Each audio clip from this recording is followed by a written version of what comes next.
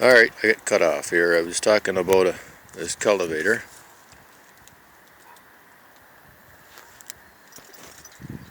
And I was just saying I got this cultivator in a bit of a job lot. Anyways, I'm out here, the 4 horses on the cart, and I got the cultivator. I'm working up this field here. It's a 17-acre piece, and it's quite a long field. It's 10 minutes down and back, so I go down and back and then I rest them for a few minutes here. It really needs about another horse or 2 on it, and I should be running 5 on it, but as you may know if you've watched my channel, I lost one of my best horses there last spring.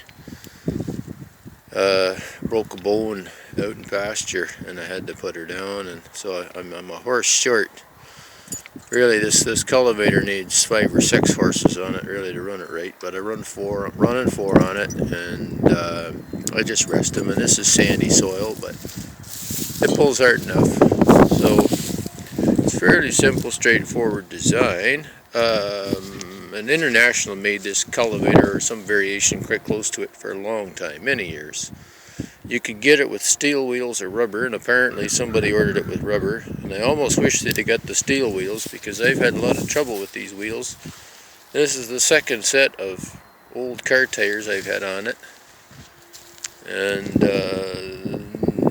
they got tubes in them, and they're leaking air, and got to keep pumping them up every couple of days. But it's a trip lift. This little rope here. You pull this rope, runs this little lever ahead, and then that ratchet mechanism down there lifts and lowers it as you drive ahead. So it's fairly straightforward. This controls your depth right here, this arm here, as you adjust it. Right now I have it set at the lightest depth, and then you can also control your depth by where you set your yoke on this front bar here.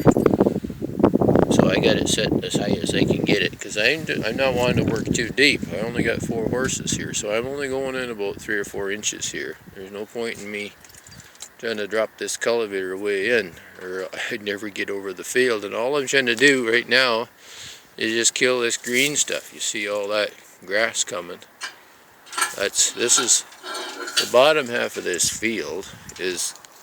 I'm almost half done the field. I started Monday, worked for a couple hours, and I've been out here for 3 hours, 3.5 hours, and I'm about half done, almost half done. I'm hoping to get this bottom half, but you might be able to see the green on the part I haven't done yet, and then you look up here, and it's not quite so green.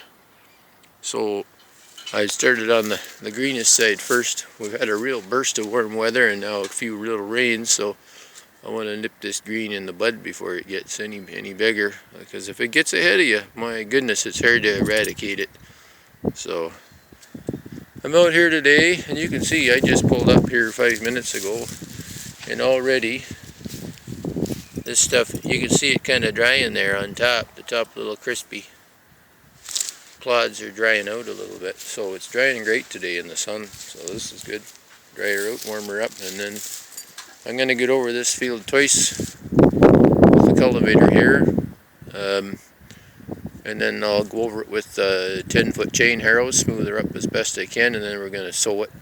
Half of it's going into, it's all going into oats, but half of it's going to get seeded down to hay.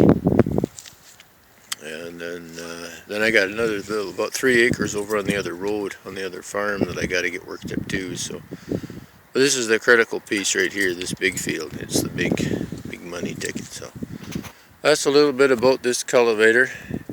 It cultivates about just over 8 feet, maybe 9 foot.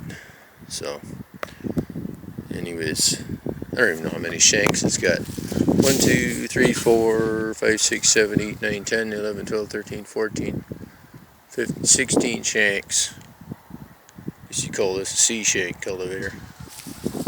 So anyways, there you go. Maybe we're getting going.